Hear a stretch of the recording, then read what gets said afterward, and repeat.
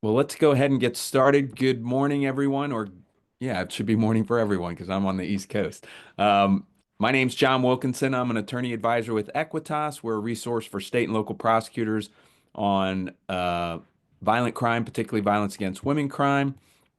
And we are the national technical assistance and training provider for the Smart Prosecution Innovative Prosecution Solutions grant. And as part of that program, we've asked our colleagues in the East Baton Rouge DA's office to do a presentation on the work that they've done responding to the opioid crisis. So they're going to talk a little bit about that. John Daly from their office will be doing the presentation for us today. Um, Let me just advance the slide. Oops. And I'm having a little trouble here. John is the deputy CFO and grants manager for the East Baton Rouge DA's office. He is also currently the acting chief administrative officer in the office. He has successfully been awarded and leveraged numerous federal grants to design, implement, and test innovative strategies aimed at reducing violence and overdoses. They've had two awards under Smart Prosecution.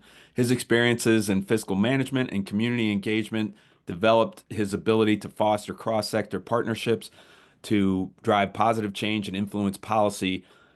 Further, he has incredible personal insight into this project as he is now in 16 years into recovery from addiction and mental health issues.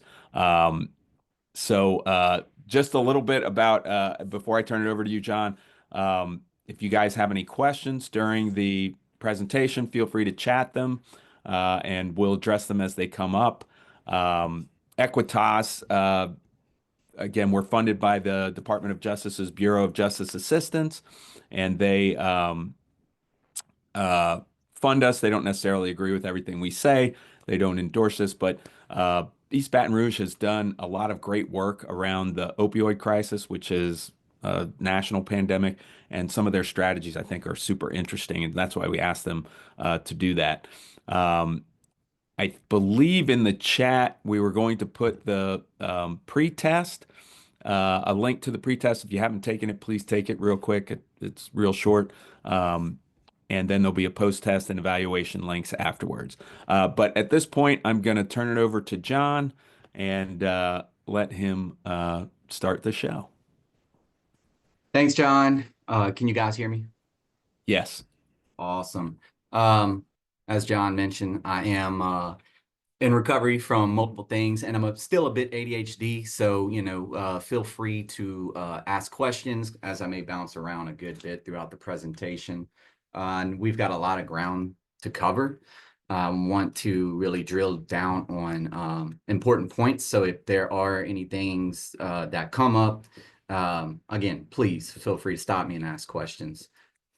The objectives today, ultimately, we're going to discuss how we use data, how we leverage data to assess and respond, particularly to the opioid crisis in our own community.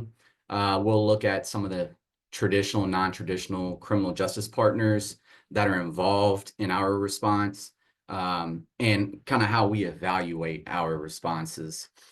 So we'll start out, we'll look at the state of things, then we'll roll into the grant implementation. We'll look at how that evolved, the barriers, learning lessons that we learned from the grant and just from the project itself as it's grown and expanded. As a result, we're going to talk a lot about innovative solutions, things that we're doing, things that work, things that don't work, and then impacts and outcomes. So again, I'm going to be all over the place. Feel free to stop with any questions. First of all, really couldn't have done any of this without direct support from the Department of Justice and Equitas. They were our, TTA providers for this particular project. They've actually been our TTA providers, I want to say, on a couple of different projects now. And so their insight, their feedback has been incredibly invaluable. They've also been advocates for us when we needed to pivot. As you'll learn, this project started out one way and it kind of morphed into something different. Real quick, some keywords and abbreviations because I use a lot. We'll start at the top.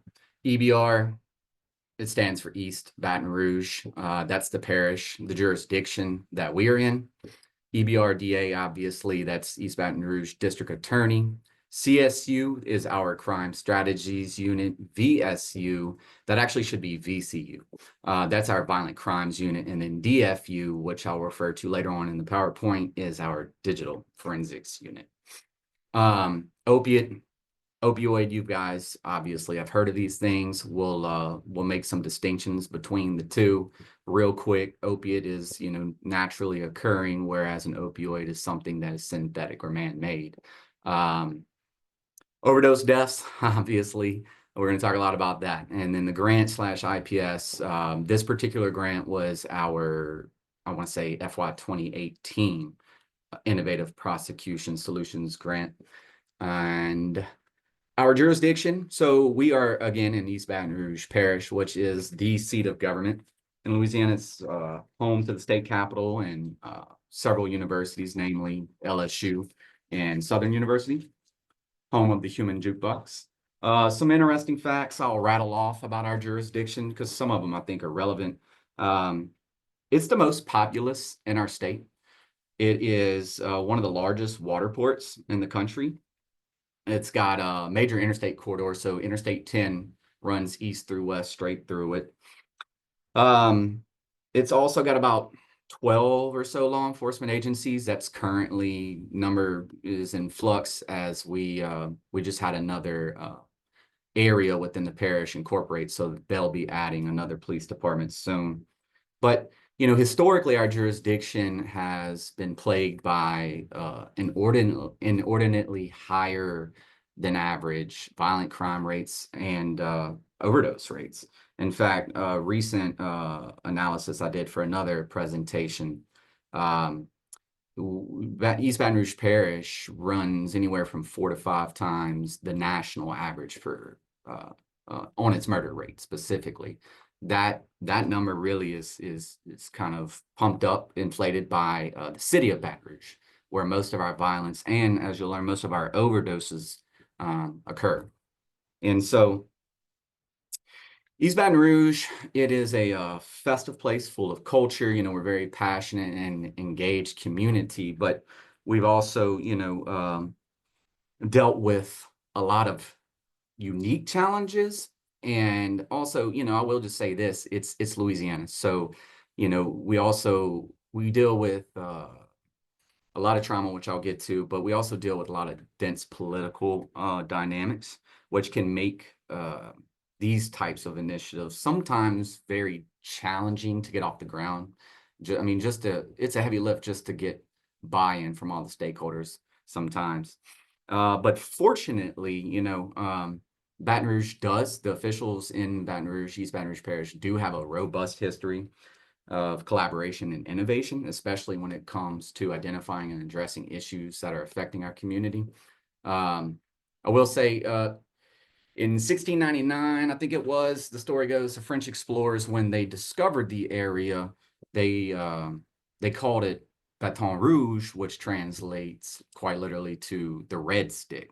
They did this because at the time when they came up, they noticed that there were these big red poles that were reddened by blood that the indigenous tribes had erected effectively to, I guess, mark their boundaries.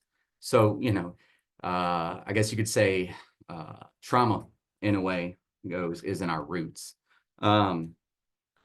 However, I'm sorry, I'm going to go forward.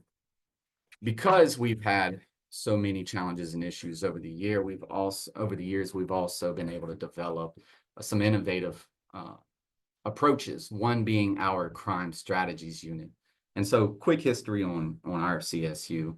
I believe it was around September of 2015, without any dedicated funding, our DA, Hiller Moore, used the model from other jurisdictions, I should say, around the country that were deploying the CSU.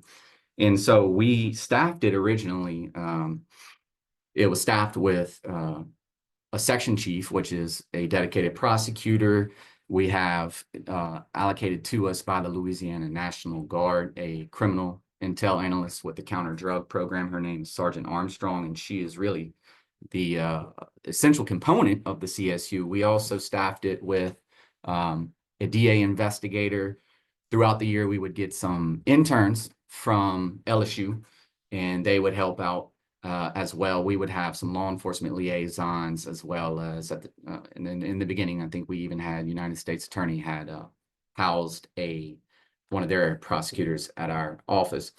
But what this graphic here is depicting is ultimately how the CSU provides access to timely and relevant information, for the media, but also timely and accurate data metrics that are necessary for monitoring performance metrics and efficacy of programming.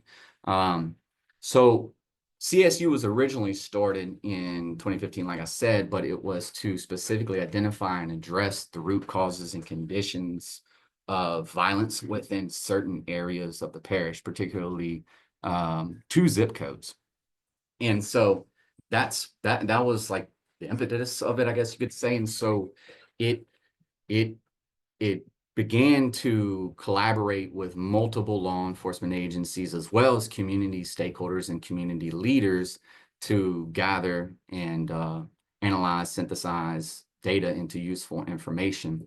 And so again, what this is showing is how the data now flows in, but it's synthesized into useful information to inform community stakeholders. And so, we see Capital Areas Human Services District at the top left, City of Baton Rouge, Louisiana Department of Health, the Bridge Center, When You're Ready, some of our treatment partners. And then when you get to the bottom, we got our community and media partners, as well as law enforcement partners. The essential for all of this is data. You got to have access to it. You got to have good data to get good data out. The CSU has been vital not only in reducing the violence within those particular zip codes that it was initially propped up to address, but it's, as you're going to learn, been a vital component in addressing the opioid crisis in our jurisdiction as well. I think I will say this: I don't know about you guys. I know sometimes it's difficult for us to get good crime data from other jurisdictions, particularly with the FBI UCR, with agencies underreporting to the FBI UCR over the last few years. So ultimately, we have the CSU as our trusted advisor, our crime intel hub, and so as it continues to inform stakeholders, we're able to design, test, and monitor different strategies for efficacy. 4 central elements of our CSU, or really of any CSU.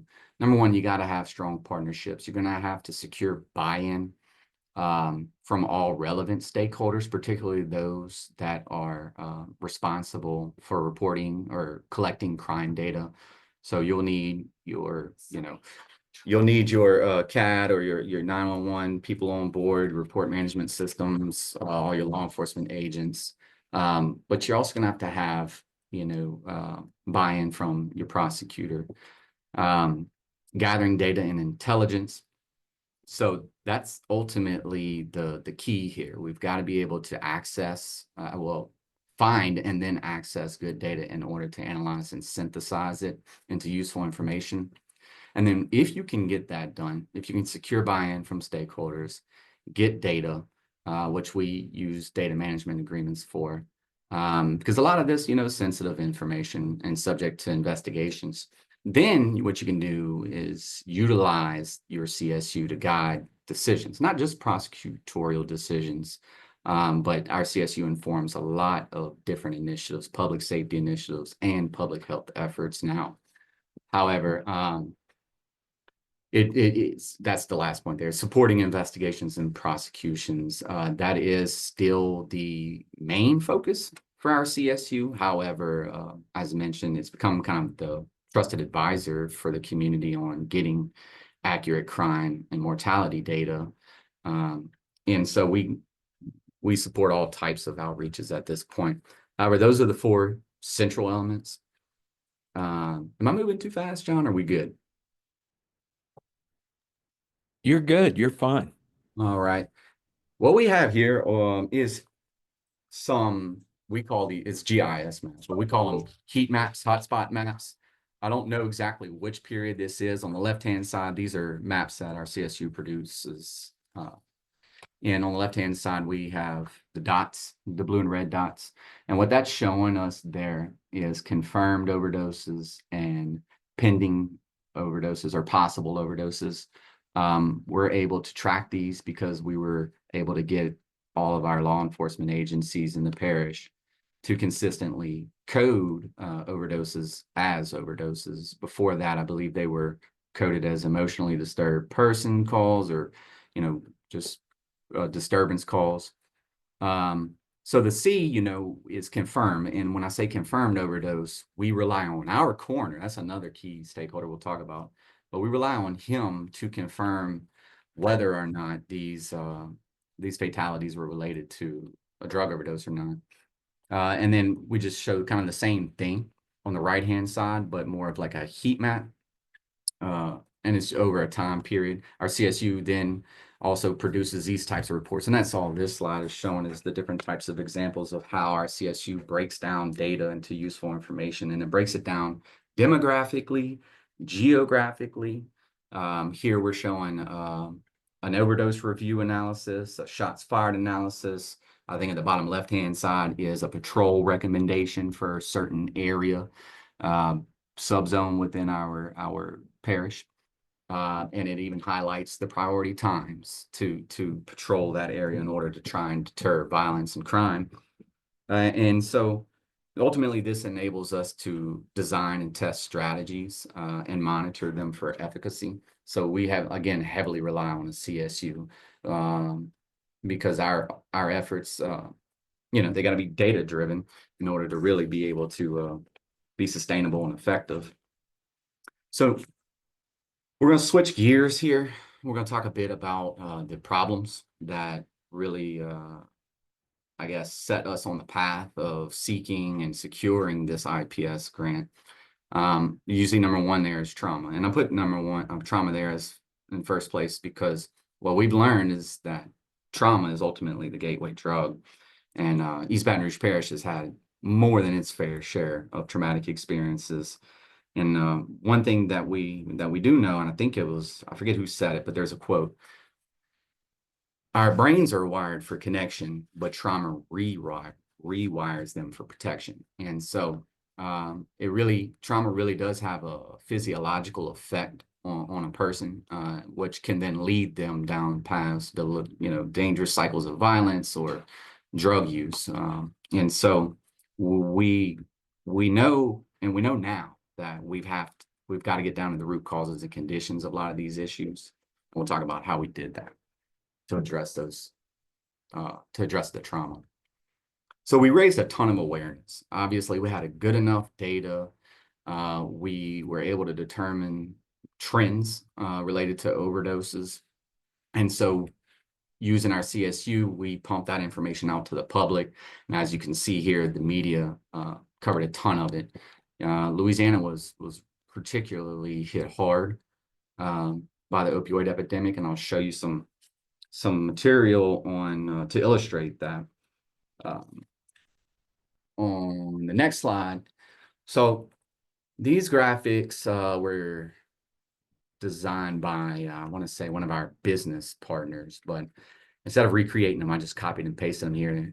They were designed using CSU data, and what we were able to communicate to the public is how we rank, compared to the rest of the country with violence, as well as our overdoses. This is a bit old. As you can see, it ends in 2021. That was when we were on our upward trajectory for overdoses and homicides. In fact, 2021 in EBR was the most murderous year in our history. All the while, overdoses more than doubled total homicides that year, as you can see. Particularly, there was more people that were killed by fentanyl than there were by violence in the parish that year. And so That was our third consecutive year for fatal overdoses. You can see 25% increasing trend it was on track at the time for a fourth consecutive record-setting year. However, I believe we ended that year with a decrease compared to 2021, not by much. 91% of the time related to fentanyl, and I'm sorry, 88% had fentanyl, 91% were related to an opiate and or opioid, involved an opiate or an opioid. Most of our overdoses are polysubstance, and we'll talk a bit about why that matters. This is another graph to kind of show you how EBR sizes up compared to the state as well as the nation. In 2016, fentanyl became the deadliest drug in America. Prior to that, it was heroin. 2016 is when it usurped heroin and became the deadliest drug in America. It took EBR a little while to catch up. Usually with trends, EBR is a little behind. However, I believe in 2019 is when it became, well, data shows 2019 is when it became the deadliest drug, but I believe the reason for that was because when fentanyl took over as the deadliest drug in the country in 2016, it was mostly being cut or stepped on or mixed with heroin, which is why you saw the spikes mostly in the East Coast and in the Midwest. A lot of that heroin was like white powder or brown heroin was easier. It was more powdery. It was easier to cut with fentanyl, whereas the heroin we have here is more sticky. It's more like black tar heroin, more difficult to cut. However, in 2019, when shortly after we began this project, what we discovered in one of our working groups through the office of, I think it was postal inspector, we have a lot of pill presses in East Baton Rouge. And so once fentanyl caught up and hit us hard in 2019, you see how it disproportionately affected us here compared to the rest of the state and the country. So this shows the breakdown of drug involvement by type as well as by year. I don't think that one had the statistics, but I can tell you in 2018, 75% of our fatal overdoses involved some type of opiate or opioid, and only 31% in 2018 were fentanyl. By 2019, 86% involved some type of opiate and or opioid, and what was it? 51% were fentanyl. So 2020, 86% opiate, opioid, 77% fentanyl. 2021, 92% opiate, opioid, 87% fentanyl. And it's kind of remained elevated ever since. 2022 was 93% some type of opiate, opioid, 91% fentanyl. 23 was about 87% and then 85% fentanyl. 2024 year to date, we're about 86% fentanyl involvement. I wish I would have had time to update the slide to show 2024, but I didn't. So as you can see, primary driver in overdose deaths, as I imagine is the same for the rest of the country, is fentanyl. This shows kind of the three waves, and I'm not sure if everyone's familiar with the three waves of the epidemic, so we'll run it down quickly. The first wave, which began in the early 2000s, was a result largely of several different things. Everyone knows about what Big Pharma was cooking up with OxyContin. But a lot of people don't realize also at the time, simultaneously, while Big Pharma was working up very powerful opioid pills for doctors to prescribe, there was the doctor satisfaction survey that really impacted how doctors were effectively rated. And so we're all familiar with it, in the doctor's office or in the hospital, you have the rate your pain scale, 0 through 10. And so the doctor would have you rate your pain, you gave it a 10, and so he would prescribe pain pills. There was a lot of powerful stuff readily available when OxyContin came out. So a lot of OxyContin was being prescribed. And in fact, I think there was massive pill dumping, because remember, this was all before the feds cracked down. There was massive pill dumping also going on, which is why you see, when you look at overdose data, you see states like West Virginia, whose overdose rates are just, out through the roof. They're crazy when you compare to the other states. A lot of that's a result of small towns that might have had 2,000-3,000 people that had millions of pills, delivered to their pharmacies within a month, within a year or less time frame. So you had all this going on. You got doctors over-prescribing. You don't have any prescription monitoring boards that are really monitoring or regulating this. There's no real integrated nationwide system yet. And so you see a lot of overdose deaths. You see overdose deaths begin to increase around this time, and they're mostly related to pills. So then when they began to crack down, I want to say 2010, the feds began to crack down on overprescribing. They implemented prescription monitoring procedures, but there was also a crackdown on, as a result of all that, on doctor shopping. And I can tell you from experience, in the early 2000s, we did a good bit of doctor shopping. What doctor shopping ultimately is you're going to different doctor's offices, with an MRI, it could be a fake one, or with some reasonable explanation in order to convince that doctor to prescribe you pills. And because there was no way to monitor how many prescriptions, a person had over any period of time, it was difficult to prevent people from doing this. So people were getting tons and tons of prescriptions. Then when the feds finally did crack down, they were no longer, pills were not as easily accessible, and they were also now more expensive. So the users who now had developed a dependent of either a physical dependency on the substance or an actual addiction, because there is a difference. Now, we're left with this major challenge, but they're being driven by this uncontrollable urge, this impulse, to get their fix. So they turn to the streets for heroin, which was a much cheaper and more potent option, which is why you begin to see overdose deaths actually increase around 2010, between 2010 and 2013. And then the third wave began around 2016. And that's obviously when fentanyl hit the streets. And you can just see here how it exponentially pushed up those fatal overdose numbers. So moving right along, a little bit about fentanyl. Synthetic opioid. As you know, it's 50 to 100 times more potent. And this is an old graphic. I mean, they are constantly pumping out new forms, new chemical compounds of fentanyl. So it could be 500 to 1,000 times more potent than heroin now. I'm not sure, but there are pharmaceutical types and non-pharmaceutical types. The illicitly manufactured type of fentanyl is obviously what we're most concerned about. It's unregulated. Therefore, it's often even more potent than that which is regulated, and therefore more deadly. So it's coming in. For us, it comes up mostly through Mexico, and the precursors still come from China. But we were hit hard within 2019, and it was unprecedented. We had no roadmap for how to address it.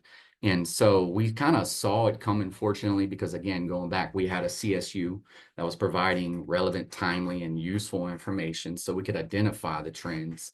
We could see it coming. And also we had a lot of great collaboration among our officials, between our DA, our city, parish, mayor, president, the police chiefs, the sheriff, but also the coroner. And so the coroner started sounding the alarm bell, and I want to say in 2012 about this. So by 2018, we were in position to address it. And that's what we did. We applied for the IPS grant in 2018. Ultimately, our goals with it were to augment our role as a prosecutor's office, to curb the trend, the deadly trend.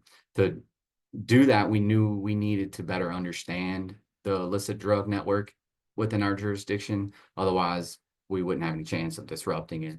We knew that in order to do that, we also had to enhance investigations and hopefully, potentially prosecutions of these fatal overdoses. So since we had reliable access to reliable and timely data, we use that to develop our innovative strategies, effective strategies in programming. We set out to develop different types of analyses where we brought on LSU actually as a research partner to do what we call social network analyses to develop leads. Now, this isn't like social networking, like you go on social media and, you know, stalk people or follow certain people or certain trends.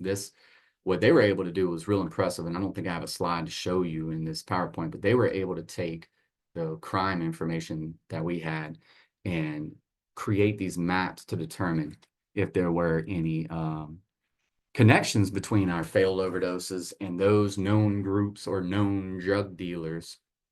And so through that, we were hopeful that we could develop some type of evidence-based interventions to help those who were, demanding the drug, but also prosecute those supplying it. So that was our goals. That's what we set out to do when we initially applied for the grant in 2018. A few things here. Let me go forward. Sorry, guys. So again, applied through the Department of Justice. Originally, our grant award was proposed for a $360,000 award over a 2-year period, beginning October 1, 2018, ending September 2020. However, with the help of Equitas, we were able to get a extension on that, effectively making it a 4-year period from 18 to 2022. I will say that's going to be important if you do get funding. Oftentimes, I'm sure some of you probably have experienced this. You start out one way, you end up having to pivot and adjust approaches and strategies in order to achieve the outcome that you're trying to achieve. And so that's why we ultimately needed that extension. So in the early days, when we first got the award, we had the data. We were sharing it with some partners. It was mostly focused on, violence intervention and things like that.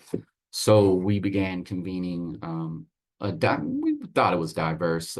It's much more diverse now, but at the time it was mostly law enforcement focused working group. We brought on our Baton Rouge Police Department because they're the largest municipality within the parish, and they also see the majority of the violence and the majority of overdoses. Obviously, our office, the coroner, Louisiana PMP, Department of Corrections, United States Attorney's Office, United States Postal Inspector, our ambulance services, the DEA, and LSU Social Research and Evaluation Center we brought on and had actually budgeted for them in our grant award as our research partner.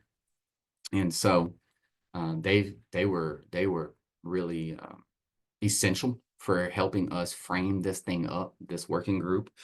And because what we did is effectively convened all these different stakeholders around data. And again, going back, like it was a difficult thing to do, and it may be this way, may not be this way for y'all, but in our jurisdiction, not all the players play together. They do when they have to, but there's always dynamics that you have to navigate. And so getting everyone at the table, around the data was really our solution. And so once we got everyone around the table, then we were able to secure their buy-in and then, use that data to identify different types of trends, to share intel. Some trends we noticed, I will share with you real quick, in our overdoses was that there was no major nexus between, like I said, the known drug dealers or overdose victims.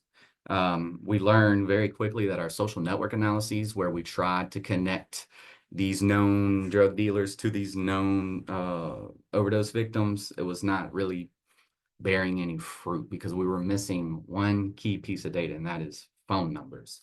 So we weren't able to connect any interaction between any handshakes between these drug dealers and these overdose victims without those phone numbers. Another thing we noticed was also the majority of our overdoses were actually occurring outside of the areas where we were policing the most, where there were the most arrests for narcotic incidences. So where we were patrolling the most for drugs, we were missing it. I think a lot of that too has to deal with the particular opioid user.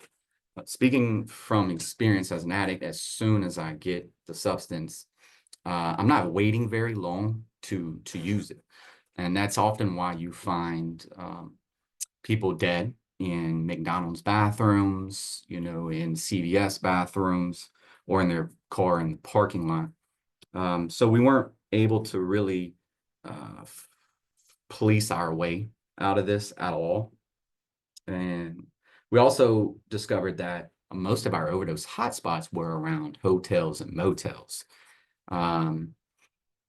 So that was able to give us good insight on how we should develop strategies and approaches to address those particular areas that were effectively letting this stuff happen. We also learned, looking at the data, I think I might have mentioned this already, but most of the fentanyl was being pressed into pills. So you've got fentanyl that is being pressed to look like a Xanax or a Valium or an ecstasy pill. So you've got, now no one's safe, ultimately. It used to be where opiates and opioids were predominantly a white male problem. Mostly white males were dying from overdose as a result. However, in East Baton Rouge Parish, we began to see the increases among all demographics, particularly among the Black population, which kind of confirmed what the postal inspector was able to share with us, and that is you've got a lot of accidental overdoses as a result of these fake pills and other drugs being cut with fentanyl.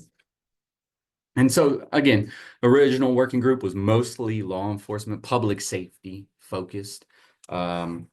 We were able to identify some major barriers right off the bat because we met frequently and we discussed the data, but there were some unique challenges between knowing what to do and being able to implement any kind of effort to address. Number one being cell phones. These things, cell phones are key pieces of evidence. I think Pew Research, I saw a stat the other day, said 97% of all Americans own a cell phone now. I can tell you, jurors, they're gonna, want to see a cell phone as a key piece of evidence, but we weren't collecting them from the fatal overdose scenes. And that goes to the next point, protocols for overdose scenes. There really were no consistent protocols or policies or procedures across law enforcement agencies in the parish. As in they were not treating fatal overdose scenes as a crime scene. So they were not being investigated like the homicides were being. As a result, cell phones were not being collected and submitted as evidence, so they weren't being analyzed. Also, there was a lot of lack of feedback from our law enforcement partners for various reasons, which we later discovered, but there just wasn't enough feedback between those who were actually out in the field, law enforcement, and our research partners in order to determine what is what's effective and what's not, as far as like policing is concerned. The Good Samaritan law, so here in Louisiana, I think other states have a similar law. There is a law that we have which effectively gives a person immunity so long as the primary purpose for them calling 911 is to save a life from someone who's overdosing. A lot of times, those of us who are, using illicit drugs are terrified to interact with law enforcement, especially if we think, we could be accused of administering a deadly drug, or if we have a warrant or so on and so forth. So, a lot of people were overdosing. At the time, there wasn't readily available access to things like Narcan. And so, people were just being left for dead. And data clarity was another major challenge. So we were not coding overdoses consistently around the parish. Like I was saying, BRPD might have coded an overdose call one way, the sheriff's office might have coded another. And so what our CSU ultimately is doing is receiving all the information from all the jurisdictions and trying to make apples to apples, which was incredibly difficult to do, because not everything was coded consistently or accurately. So we were able to adjust and get everyone to buy into adjusting the way that we did this. And that's how we were able to start really tracking better these overdoses. And so COVID-19 hit us. So we're getting all this up and running. We're addressing the fact that we need cell phones. We're adjusting protocols for investigating overdose scenes and fixing the data to where we can get it communicating more accurate information. And then boom, COVID hits. So obviously people weren't meeting in person as much. I don't think when it first hit, Zoom, I never even heard of Zoom until after COVID. So, that wasn't a readily available option for us until later on. We really just had to adjust the way that we were doing business. Speaking of augmenting roles, we had to focus on getting people out of prison that didn't really need to be there, just to control the spread of COVID. So you kind of had a lot of fizzle out around COVID. And then another big thing, the disbanding of the BRPD narcotics division. So come to find out, there was a lot of corruption that was uncovered within that particular department. So the largest municipality, the largest jurisdiction within the parish, which sees all the violence and most of the violence and most of the overdoses, all of a sudden no longer has any narcotics division. So our buy-in that we had from that agency kind of, I don't want to say fell apart, but the participation definitely did there for a little while. So we had to pivot, we had to adjust. Equitas was very helpful in helping us do this. And so we just continued to collect, analyze the data. Again, leveraging the limited resources that we had through our CSU. Again, COVID made it difficult to carry on the regular stakeholder meetings we were having with our law enforcement partners. And so when it fizzled out, we eventually shifted our focus that way we had to viability and sustainability. And through that, we were able to identify many different ways that this data could be used. And so 3 things became blatantly clear to us: that A, we're not going to arrest and prosecute our way out of this crisis, that the traditional efforts, approaches, and strategies, they really seem to have no effect at all. Even, with more informed patrol recommendations, it just, wasn't really affecting. Our overdoses were increasing. So we were missing a lot of opportunities to really intervene, because with the data, we were able to know when, where, and who is overdosing. But we just didn't have a method for intervening appropriately yet. So we knew then that we needed a multi-pronged approach to not just disrupt the supply of the drug, but the demand for the drug. And so the research showed us that we just needed an all hands on deck. Thus, we started focusing a little bit more on the public health side of this deal, which prompted us to commission LSU, our research partner on the project, to prepare this report, The Criminal Justice Response to the Opioid Crisis in East Baton Rouge Parish. And in the report highlights several things among recommendations. based on the research and data and best practices. But some interesting things from the report, we learned that, you know, the criminal justice system overall, not just in EBR, but overall is responsible for a large population at risk for overdose. And that we learned about one study, I think it was in North Carolina, where recently incarcerated individuals were 74 times more likely to die from a fatal overdose compared to the general population within weeks upon being released from prison. East Baton Rouge, we looked at our data to determine, and we determined a similar statistic. So we also looked at the DSM and learned that approximately 63% of those involved in the criminal justice system, whether, you know, just going through court or in jail, 63% had met the criteria for some type of substance use disorder. And that prosecutors obviously play a critical role in addressing this issue. And so we also learned, the report helped us learn why and how people, you know, who are suffering, dealing with substance use disorders and that are, you know, dying from it, they're terrified to interact with law enforcement. So that was making it even more challenging for us to address the issue in the community, but also to partner with public health officials who are in the community already doing things to try and address the opioid crisis. So then what we were left with is, well, we've got to create a public health and safety team. Come find out, there's a model for it called the FAST model. And so we implemented the EBROC, the East Baton Rouge Overdose Coalition, to do that very thing. And so what the EBR Overdose Coalition is, is a joint working group by and between the DA's office and the city parish, which is our form of parish government.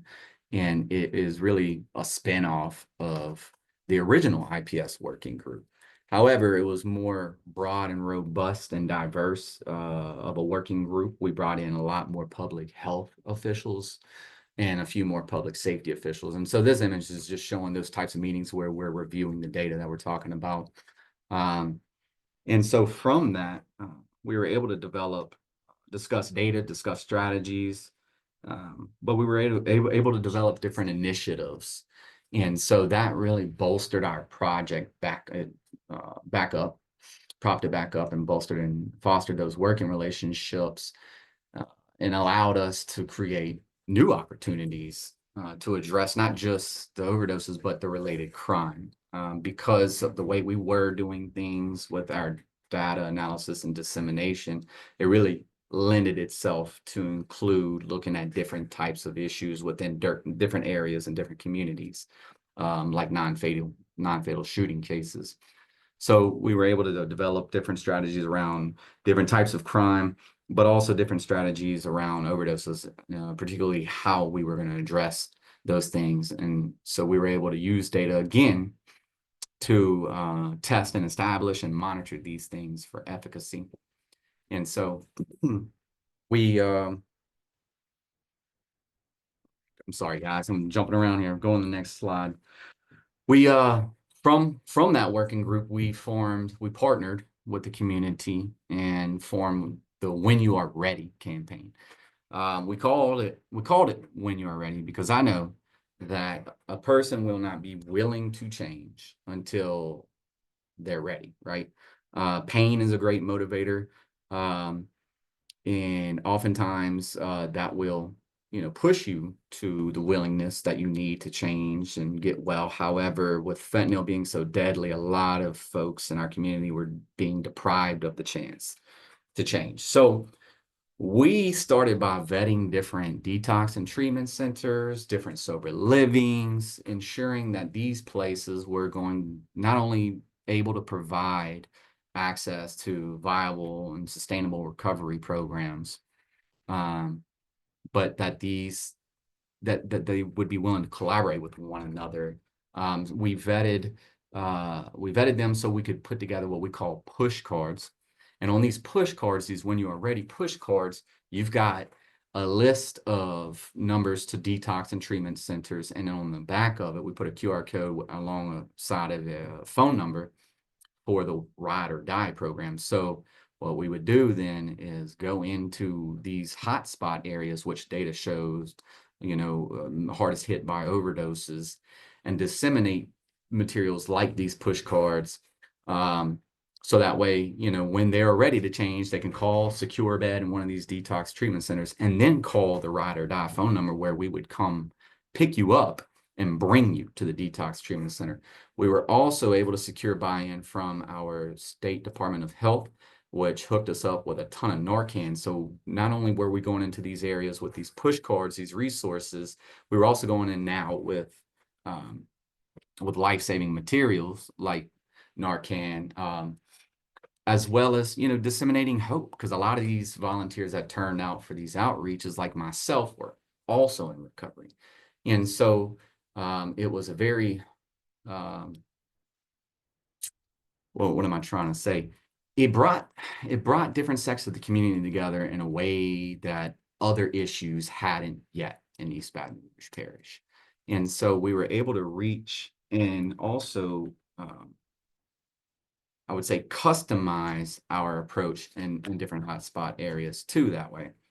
And so these images here are showing different outreach events that we hosted under the When You Are Ready campaign. We called them Sober Saturdays. And so here you show different media coverage of these Sober Saturdays. We're going into the overdose hotspots, sharing hope as well as life-saving materials.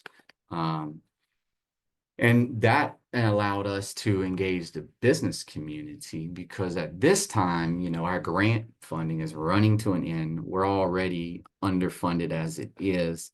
And this is an unprecedented issue that is only getting worse in our community. So once we were, pumping out all this information to the public, the business community wanted to really get involved. So we were, like as illustrated before, giving this data to external stakeholders. As a result, H&E Equipment formed a working group of investors of other business leaders in the community to help us develop the digital forensics unit, the first digital forensics unit in East Baton Rouge Parish. The DFU, which we call, as we call it, the DFU was in response to that barrier of not having access to cell phones, not knowing who's, being able to incorporate that into the social network analysis. And so they helped us raise, I want to say $125,000 to implement the DFU. And once we did that, we were, now we had the private investment from the business community. We had the community engagement.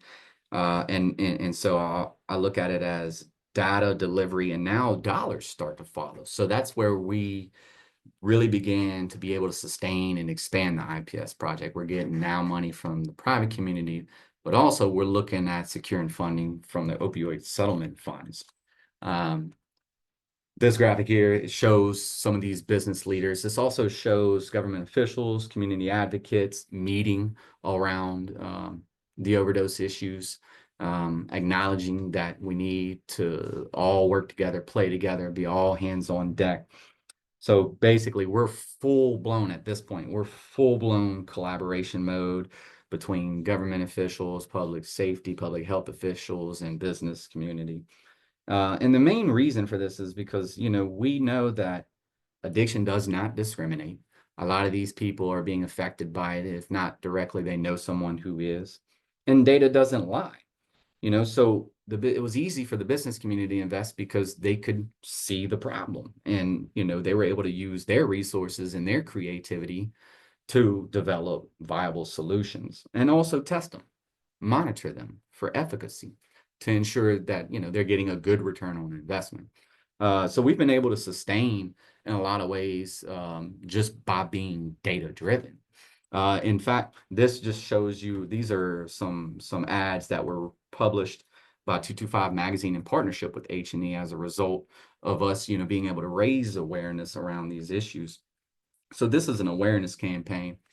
What this graphic here shows us is that the homicide and fatal overdose trend within East Baton Rouge Parish. the gap begins to close. See, we started, I want to say in August 2021 was our first Sober Saturday outreach under When You're Ready. And so that also 2021 ended being the deadliest year for homicides and overdoses. However, you can see here that since outreach efforts, we've seen a fairly consistent decline in our fatal overdoses. In fact, I think the latest numbers that I have is 2024 is down. Overdoses are down 32% year over year, which is one of the largest decreases that we've had really since the epidemic really hit us hard.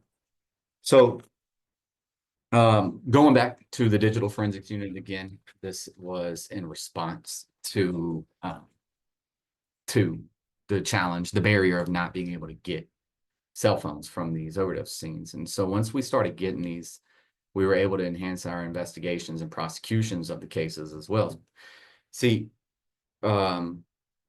we staffed it with some of our investigators who were specially trained in forensic investigations. And so we were able to use the money then. We already had these investigators, so we were able to use the money that we got from the business community to invest in the necessary tech tools. That's the other thing of this. Like, you can have the buy-in, you can have access to the data, but you also have to have the resources, the tools, the people, you know, like our Louisiana National Guard analysts, all these different tech tools. We need things like Gray Key to crack the phones and you know, pin link and so on and so forth. So we were able to acquire these tools, which we learned about from touring other jurisdictions. And the DFU ultimately became a force multiplier. It became the central repository for all digital forensic evidence in East Baton Rouge. We've already processed hundreds of phones just in the last year alone, not only enhancing overdose investigations, but also homicide investigations. We've been able to do something which is incredibly difficult in Louisiana as a result of DFU's work, and that is prosecute drug dealers in fatal overdose cases. You know, ultimately prosecute them for homicide. Very, very difficult to do, especially in Louisiana, because it's hard to prove that, you know, this person gave this drug and this drug is the one that killed this person. That's because most of our overdoses are polysubstances, so there are more drugs involved. We consider fentanyl being the primary substance that causes death. So that all the fentanyl involved numbers are rattled off earlier, that was, most of those were polysubstance, but had fentanyl in there. And so anyway, going back to the DFU, it's pretty much understaffed compared to the demand for its services, but all law enforcement agencies in the parish now rely upon it, use it. And like I said, they take the phones now from the scenes, they deliver it to the DFU. Now we've got the tools to dump them, analyze them, process them. And then our investigative analysts then use the software programs to create the useful work products and hand those off to the investigators, so then they can actually enhance and investigate these cases. And ultimately, what has happened now is our FY 2018 IPS project has become more robust in its focus, more effective, and more impactful. It's reaching all parts of the parish, which ultimately allowed us as a prosecutor's office to augment our traditional role. So now we're also prosecuting the bad guys, but through these projects, we're also serving as trusted advisors to the media, to community stakeholders, to partners. And all we really did was continue to leverage the resources that we had. The IPS project set us in a position to ultimately do this. And so what we're continuing to do now that we have secured more funding to do it through the opioid settlement funds, you know, we're collecting, analyzing, and synthesizing more information. We're getting more information. That's the other thing is through this project and bringing on different stakeholders, we were able to also get their data from them. So now we're integrating and overlaying different types of data, so where we can look at not only where are the overdose hotspots, what time of day, who's it hit, and what drugs are involved, but we know now when a Sober Saturday outreach event occurs in this hotspot, we can go then and look to see if there was any statistical decreases in fatal overdoses in that area, but also look at, and if there is, we can then look at what materials were predominantly distributed within those areas. And I will say this is interesting. You would think that within the overdose hotspots where not fentanyl, I'm sorry, Narcan was distributed would probably see, the largest statistical decreases in overdoses. However, what we found was the largest statistical decreases in overdoses actually occurred within the areas where mostly those push cards were disseminated. So I'm just going to opine here, but I think hope is more influential, more valuable in saving lives than drugs like Narcan. Though still very, very necessary and needed. We were also able to do a lot of things, it's not on this, but influence different policy. Like, for example, fentanyl test strips prior to this project were considered paraphernalia. They were illegal to possess. But as a result of learning that the majority of our overdoses in East Baton Rouge Parish are accidental and a result of fentanyl, we were able to decriminalize fentanyl test strips, which made those more accessible and available to those that really needed it. And so these efforts, in a lot of ways, serve to relieve prosecutors and enhance investigative outcomes, but also help those who are suffering connect the community that needs with the resources. And so we continue to rely on data to monitor these problems, inform policy, programming, outreach, interventions, and more. I just talked about this actually. Influencing positive change requires interagency collaboration. So as we incorporate more information from these different stakeholders, we're laying the groundwork. I've noticed we've laid a solid foundation for identifying and addressing core issues moving forward, and allows us to, as a community, collaborate and work with each other to identify and respond more effectively, efficiently, and expeditiously. So it's helped us collaborate better. It's helped us communicate better, and it's helped us, operate better to overcome barriers and challenges as they arise.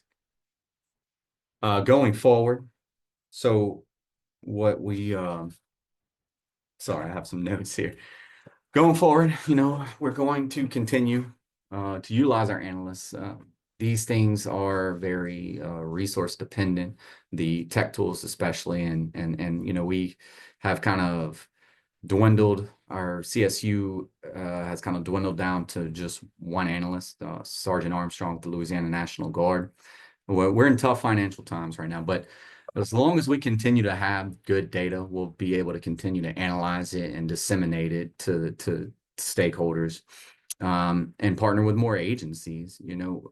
Now the Louisiana Department of Health, the media, whomever that wants reliable and timely information knows to call East Baton Rouge District Attorney's Office. And that's because of our CSU. That's because of the IPS project, allowing us to become the trusted advisor when it comes to this type of data and strategic information. So as we go forward, we'll continue to evaluate our efforts. I can tell you, it seems like as we hit more and more hot spots, in some places, it kind of just shifts it it might go from this neighborhood to this neighborhood. But we've seen our hotels and motels, they're not as hot as they used to be, because we were able to also leverage other resources that we had. For example, in Louisiana, we have what's called a nuisance abatement law, which basically says that, if you own or a piece of property, which is effectively letting a certain number of crimes occur over a certain time period, then, the DA or the sheriff, or forgive me if I'm mistaken here, I don't want to misspeak. There's certain number of officials within the jurisdiction that can effectively file a motion to shut your business down.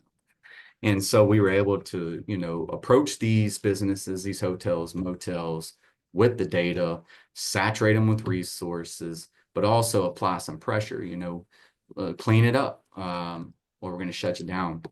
And so the all this is a result of just being data driven.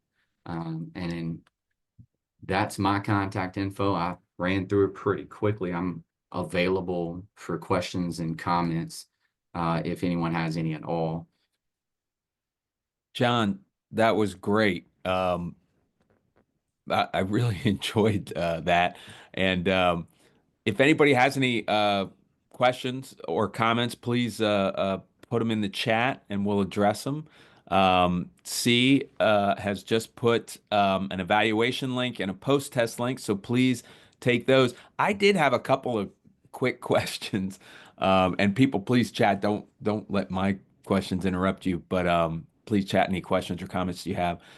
Um, so you talked a lot about the data that you guys collect and then analyze, and then how it drives your responses and evaluations. How often do you like update those reports, like heat maps and the demographic information, and how often do you guys get together? I know we would meet with you once a month or once every other month when the grant was going, but you're still going. What all do you all do with regard to frequency and updating and things like that? Our CSU, I would say a weekly, at least a bi-weekly basis, is continuing to disseminate updated information, data updates effectively, at least once or twice a month. Now, it's not always these robust reports like I showed y'all earlier. Sometimes it's just a quick update with, a spreadsheet, so you can verify all that information. But we blast the emails out to all our partners because, we want them to be able to extract and act in real time. One thing that we learn, obviously, is that, you can't police or prosecute your way out of this. And this isn't necessarily a DA's wheelhouse type effort. This is a public safety and public health effort. So we really emphasize the frequency, the importance of sharing data frequently. So that way, the public can be informed, our stakeholders can be informed, and we can address the issues as they arise instead of, and it enables us to be more proactive and innovative. Yeah.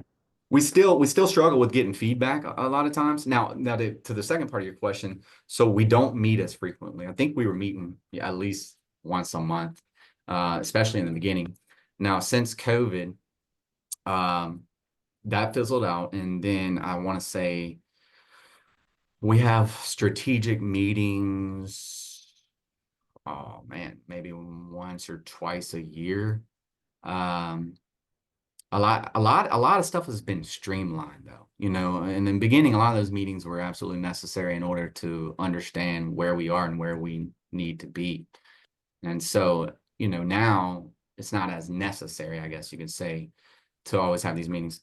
We are currently working on a large one coming up soon. A lot of the fizzle out of the working groups was a result of different administration changes, in different offices. Right. So again, maintaining that buy-in is important, and it can be a real heavy lift. So Um, there's a lot of things at play that really affect how frequently and how much we meet. yeah. The other one is just kind of your personal background. How much did that play into this project's sort of success as you're like relaying information? Of course, your own personal background comes in periodically, and I'm just curious if you think that had an impact on the success of this or the understanding of how opioids work and addiction works. Yeah, it's definitely helpful, honestly. I think it made me uniquely positioned to get this up and running. Now, I didn't do it alone. I had a lot of help. I had to bring in other leaders in the recovery community. And there were several things that I didn't mention that have been what I would consider most effective uh, efforts as a result of the IPS project. One being our we call Peers on Point. So I talked about the outreaches through Sober Saturdays, but now we have a formalized official partnership. I say we, one of our community partners that we provide data to, that we inform their efforts on through that helped us create When You're Ready, now dispatches peer support specialists alongside BRPD to overdose scenes. So that way, you don't uh, place the burden of the police officer to be, all things on these scenes. So it's important to have the peer support specialist aspect. I think it's particularly helpful because you get kind of both sides of the coin perspective. Having been involved in the criminal justice system on both sides of it really, offers insight in ways that you wouldn't be able to ascertain without having been involved with the criminal justice system on both sides. So, yeah, I think that experience, to answer your question, is paramount. Um, and I don't know how effective any project, like this, trying to address substance use or overdose fatalities would be. I don't know how effective it would be without the peer support specialist aspect of it.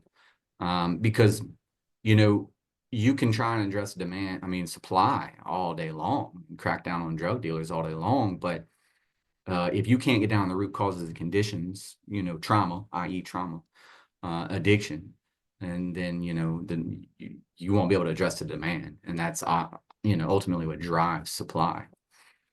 Right. Yeah, no, that's fascinating. Thank you so much. This was a great presentation.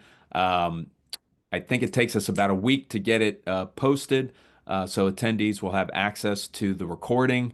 Um, if there are no further questions, and I know John will happily, if you will just want to email him or email us, we can connect you with him. He'll try and help you out as best he can. So thank you so much, John. This was a fantastic presentation.